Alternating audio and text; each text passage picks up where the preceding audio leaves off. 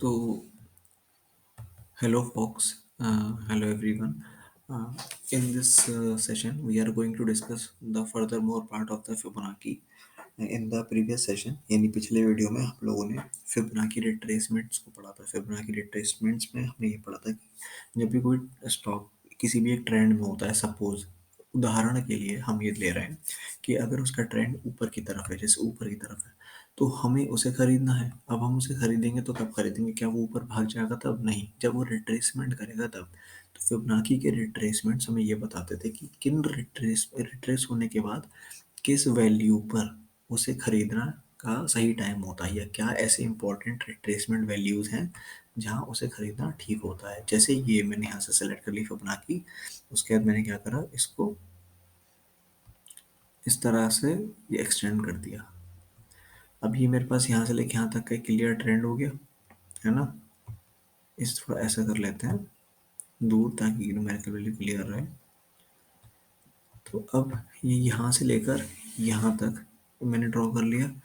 अब उसके बाद मैं क्या करूँगा, जब ये नीचे आ जाएगा, तो मैंने आपको बताया था 50%, 60%, 0.382 या 0.236, यानी 23.6%, या फिर 38%, ये जो वैल्यूज़ हैं यहाँ पर मैं खरीदने की कोशिश करूँगा। तो अब मेरे साथ हुआ क्या, ये 50% तक रिट्रेसमेंट दिया इसने, ठीक है, कोई बात नहीं।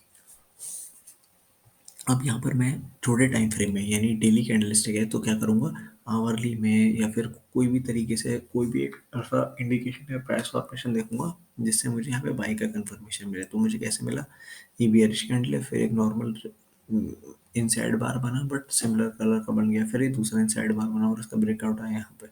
उसका मतलब 50% रिट्रेसमेंट की वैल्यू मैंने मान ली, नियरली 8699 थी, यहाँ पर रही 888 समथिंग, मतलब 100 पॉइंट का gap. Nifty is like nothing, 100 point की वैल्यू की मुझे कदर नहीं है निफ्टी में, लिटरली नहीं है, बिकॉज इतने फ्रीक्वेंट मूवमेंट होते हैं। दूसरी चीज़, अब ये 0.618 जो है, यानी 61.8%, यहाँ तक रिट्रेसमेंट ही हुआ, कोई बात नहीं, बट मैंने आपको बताया था कभी कभी 50% रिट्रेसमेंट भी गोल्डन रेशियो की तरह काम करता है। कहलाता गोल्डन रेशियो यही वाला है, ये वाला नंबर। तो यहाँ गोल्डन रिट्रेसमेंट वैल्यू तक नहीं आया। अब हम क्या करते थे उसमें कि ऊपर ज़्यादा हुआ ट्रेंड है तो हम उसमें अपॉर्चुनिटी ढूंढते थे कि कब वो नीचे आएगा, और जब वो नीचे आएगा तो हम उसे कहाँ पे खरीदेंगे, कहाँ खरीदेंगे, फिर हमें फ़ायदा होगा। तो ये था फिबोनाची रिट्रेसमेंट। इसने अपने पाथ को ऐसे मूव करा, फिर इस पाथ को रिट्रेस करा थोड़ी दूरी तक वापस, कहते हैं ना, 4 कदम आगे बढ़ के 1-2 कदम पीछे हटना, सिमिलरली।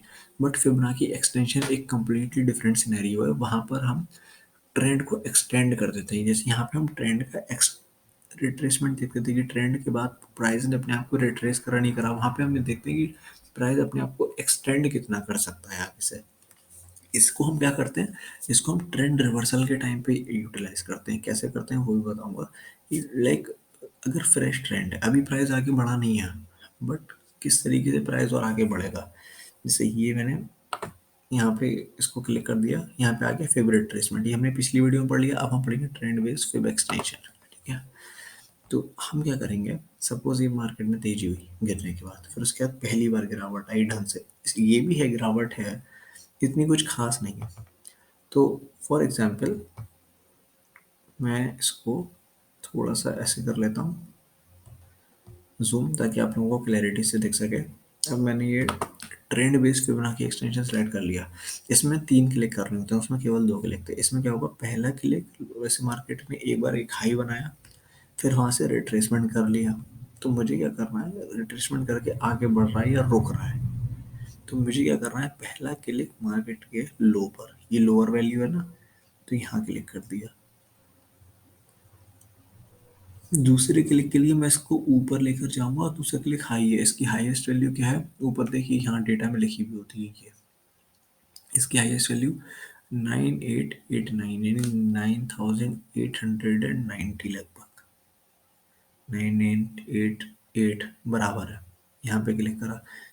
अब तीसरा क्लिक और होगा जिसको मुझे वापस नीचे लाना है और इस लो के साथ वापस से मिलाकर छोड़ देना है, ठीक है। तो ये हो गया। अब देखिए मुझे सबसे पहले क्या मिलता है, इसमें मुझे क्या है, मुझे एक्सटेंशन ढूंढना है ना, तो एक्सटेंशन में क्या ढूंढूंगा, जब तक ब्रेकआउट नहीं आता तब तक नहीं खरीदूंगा। यहाँ हो गया ब्रेकआउट। अब यहाँ अगर मैं खरीद लेता हूँ तो यहाँ पे अच्छा खासा मेरे को मूवमेंट मिल गया यहाँ तक सेल करने का, उसके बाद प्राइस ने करा रिट्रेसमेंट। अब गौर से देखिएगा प्राइस ने यहाँ से फिर रिट्रेसमेंट करना शुरू कर दिया इस ब्रेकआउट के बाद। रिट्रेसमेंट इसकी कौन सी वैल्यू 9470, और इसकी वैल्यू कहाँ तक रिट्रेस हुई 9528, लगभग लगभग वहीं तक रिट्रेसमेंट भी कर दिया, कहाँ तक 0.618 तक। और आगे रेजिस्टेंस के लिए अब इस 0.618 को ध्यान रखिएगा, इसमें 100 ऐड होता जाएगा, जैसे 0.618 है तो इसमें 1.618, फिर 2.618, फिर 3.618 आ गया। तो अब अगर मार्केट जाएगा तो यहाँ रेजिस्टेंस लेगा, जैसे पहले यहाँ गया बीच में सही गिर गया, रिट्रेसमेंट दिया कोई दिक्कत नहीं है, फिर ऊपर गया इसको रेस्पेक्ट दी। एक ट्रेंड लाइन से अगर मैं इसे थोड़ा हाईलाइट कर लूँ इसके साथ मिला करके, तो क्या मैं कह सकता हूँ इसको इसको रेस्पेक्ट मिली, बिल्कुल मिली।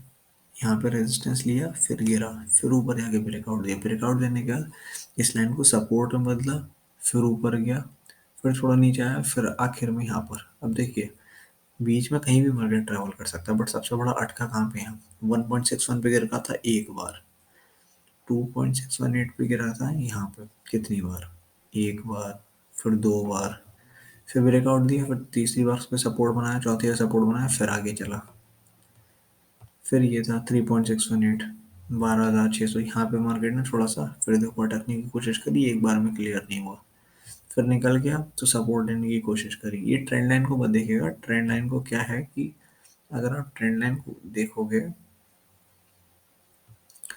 तो आप उस पर फोकस नहीं कर पाओगे। इसने थोड़ा बहुत रिट्रेसमेंट देने का कोशिश करा, फिर वही बात है आगे चलता चला जाएगा। अब फिबोनाची तो यहाँ तक आके ख़त्म हो गई, ये इस वैल्यू तक, उसके बाद ये आगे चलता रहा। अब हम नई दोबारा से फिबोनाची ड्रॉ कर लेंगे, ठीक है। ये किसी भी टाइम फ्रेम पे ड्रॉ कर सकते हो। तो क्या है कि आपको रेजिस्टेंस पता चल जाता है कि मैंने यहाँ खराब खरीद लिया ब्रेकआउट पे, अब आगे रेजिस्टेंस की वैल्यू क्या है जहाँ पर मैं उसको सेल कर सकता हूँ। तो फिबोनाची एक्सटेंशन का ज़्यादा से ज़्यादा ये यूज़ है, मेन यूज़ रिट्रेसमेंट का होता है, बिकॉज इसी तरह से और भी कोई स्विंग लो है उस पर भी हम प्रैक्टिस कर लेंगे। यहाँ पे तो थियरी पक चुकी है। चलिए कुछ स्टॉक्स की बात करते हैं। बोरोसिल लिमिटेड, चलिए देखते हैं इसमें क्या है। अच्छा इसमें मैंने ऑलरेडी ड्रॉ कर दिया है, कोई दिक्कत नहीं है। ये डेली चार्ट है, ये मेरा वीकली चार्ट है। वीकली चार्ट पे दिखाता हूँ आप लोगों को, इसको ज़रा भूल जाते हैं। तब देखिए मार्केट ने यहाँ एक हाई बनाया, फिर एक लो बनाया, तो पहला के लिए लो पर, दूसरा क्लिक हाई पर, तीसरा क्लिक वहीं वापस लो पे लाकर छोड़ दिया। देखिए वापस से यही रेजिस्टेंस, दोबारा इस कैंडल को देखिए शार्पली यहाँ पे रेजिस्टेंस लिया। इस वीक ने 18 अक्टूबर वाले वीक ने, फिर उसके बाद 19, फिर 1 नवंबर, 1 दिसंबर, 15 नवंबर, यानी लगभग लगभग एक महीने के बाद इसका ब्रेकआउट दिया। फिर उसमें भी यहाँ पे थोड़ा सा कंसोलिडेशन और हुआ, फिर ये कैंडल गई सीधे यहाँ। अब देखिए इसने यहाँ ब्रेकआउट दे दिया, बट कोई फॉलोअप ढंग से आया ही नहीं। प्राइस रिट्रेस होते होते कहाँ तक आ गया, यहाँ तक। ये वैल्यू क्या है, लगभग लगभग इसकी 50% रिट्रेसमेंट की वैल्यू है, और 60% गोल्डन रिट्रेसमेंट 218 है, और ये देखिए एग्जैक्ट 219। तो इसके गोल्डन रेशियो को भी ध्यान रखना है, और फर्दर इस वाले रेशियो को भी ध्यान रखना है। ये 0.618 और 1.618 और 2.618। अब मेरे पास एक चीज़ और है, जैसे क्या ये मार्केट इतना नीचे आया है, ठीक है, तो मैं यहाँ पर भी अभी इस वाली को रिमूव कर देता हूँ। जिन लोगों को समझ में आ रहा होगा वो अच्छे से समझ पा रहे होंगे। अगर मैं एक क्लिक यहाँ पे कर दूँ, दूसरा क्लिक यहाँ पे कर दूँ, और तीसरा क्लिक वापस से नीचे ले आऊँ, तो अभी ये देखो ये 61% है, यहाँ पर आते आते अटका मार्केट, फिर गिर गया, फिर यहाँ पे ब्रेकआउट दिया, और एक बार ढंग से ब्रेकआउट दे दिया तो वहीं अटका हुआ है। ब्रेकआउट की वजह से कहते हैं कंसोलिडेशन करना। अब जब इस 501 के ऊपर निकलेगा तो नेक्स्ट टारगेट आएगा 676 का। अब हो सकता है 650 आ जाए, हो सकता है 700 भी आ जाए, बट नियर बाई रेंज है, यहाँ तक का टारगेट हमारा एक्सपेक्टेशन है कि आना चाहिए, ठीक है। मेजर स्विंग लो से मेजर स्विंग लो हाई को ही पकड़कर आपको इसको फिबोनाची को अप्लाई करना होता है। नेक्स्ट मैं बात करूंगा एक और स्टॉक की, विष्णु केमिकल्स। चलिए देखते हैं।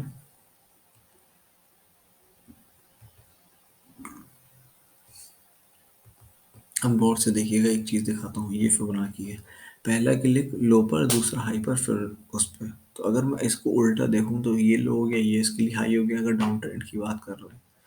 तो पहला क्लिक यहाँ, दूसरा क्लिक यहाँ, तीसरा क्लिक यहाँ।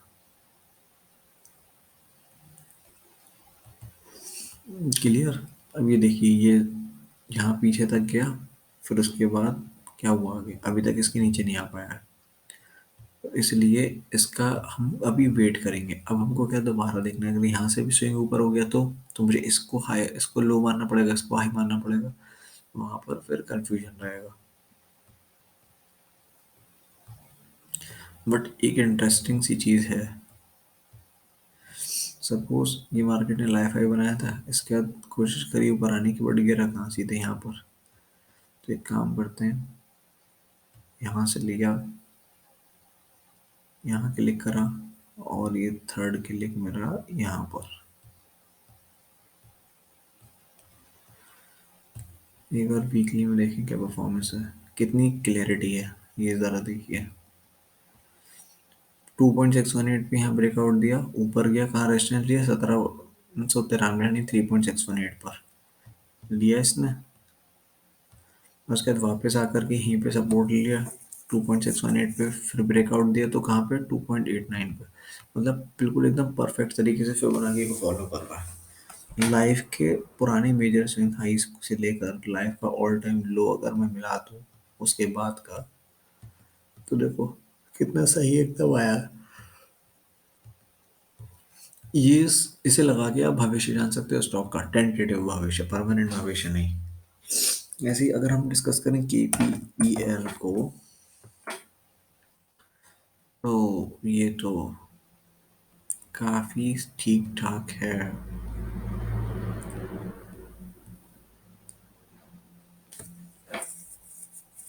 अब अगर मैं सब कुछ छुपा दूं, यहाँ से देखूं, अब आप इस पर फोकस रहना, ठीक है।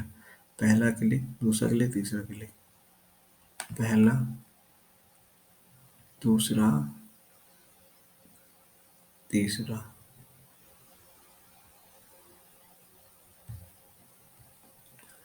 अब ये देखो, हमारा ये वाला है, इसके हमें कलर्स एडजस्ट करने चाहिए क्या,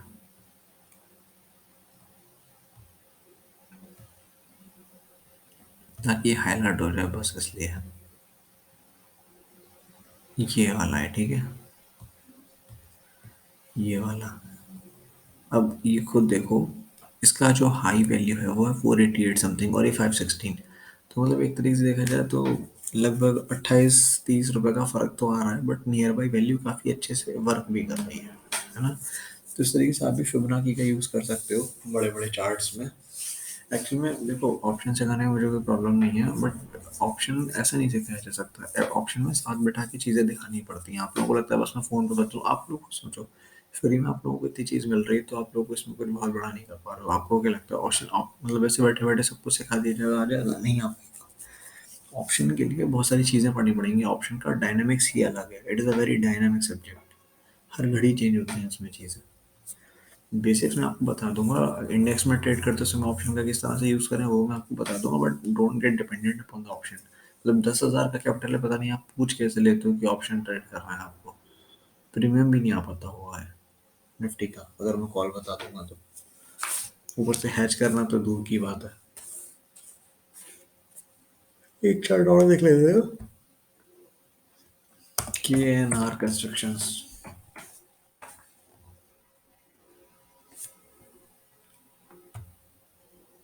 देखते हैं किसी में अप्लाई होता है या नहीं होता है। अगर मैं, ये देखो ये काफ़ी अच्छा स्विंग लो है, स्विंग हाई। तो यहाँ क्लिक करके और यहाँ क्लिक कर दूँ तो क्या मेरा काम चलेगा? देखो, ये मेजर स्विंग हाई से मेजर स्विंग लो है, उसके बाद मार्केट साइडवेज हो गया। पहला रेजिस्टेंस यहाँ फेस करा, दूसरा रेजिस्टेंस यहाँ फेस करा, पहला 61.28 पे, तीसरा यहाँ पर। उसके बाद अभी यहाँ ये कंसोलिडेट कर रहा है इसी एरिया में। तो इस तरह से आप लोग करो। अब नेक्स्ट क्या है कि फिबोनाची सीरीज को ध्यान से आप लोग को प्रैक्टिस करना है। इसके बाद अगला चैप्टर जो होगा हमारा वो होगा cup and handle pattern. I will try कि मैं ट्यूसडे तक या फिर मंडे तक उसका वीडियो अपलोड कर दूँ। एंड हाँ, एक नहीं, प्लीज़ आप लोग कमेंट करा करो, जितने भी लोग वीडियो देख रहे हो एटलीस्ट एक रिक्वेस्ट है, कमेंट करके बता दिया करो आपको क्या ठीक लगा क्या ठीक नहीं लगा। वैसे मेरे अकॉर्डिंग तो मुझे सब कुछ ठीक लगता है। सो ठीक है, इसके बाद नेक्स्ट वीडियो में मिलते हैं, तब तक के लिए एडियोस।